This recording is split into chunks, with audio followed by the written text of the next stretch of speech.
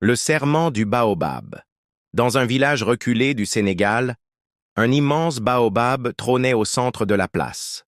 On disait qu'il était l'arbre des ancêtres, témoin des joies et des peines du peuple. Mais une légende terrifiante l'entourait. Quiconque rompait un serment fait sous ses branches voyait son destin basculer. Demba et Malik étaient deux frères inséparables. Ils avaient grandi en se partageant tout, même leurs rêves.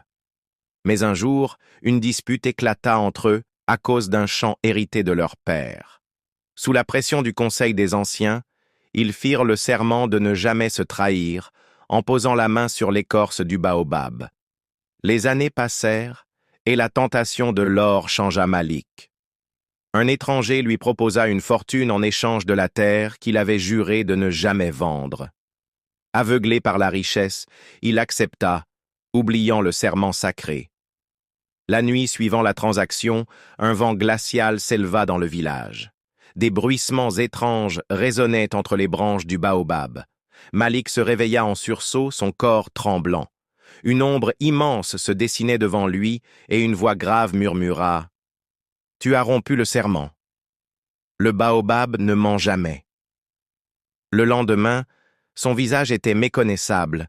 Ses yeux brillaient d'une lueur vide. Son corps amaigri semblait consumé de l'intérieur. Il errait sans but, incapable de trouver le sommeil, poursuivi par des chuchotements que lui seul entendait. Demba, inquiet pour son frère, consulta le plus ancien du village. Le vieil homme hocha la tête gravement.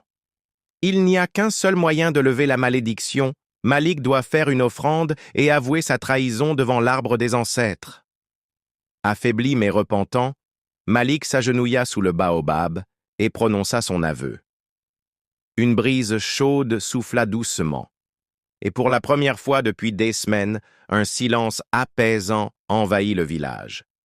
Le lendemain, Malik retrouva ses esprits. Il abandonna la fortune et consacra sa vie à aider son peuple, gardant à jamais la leçon du baobab gravée dans son âme.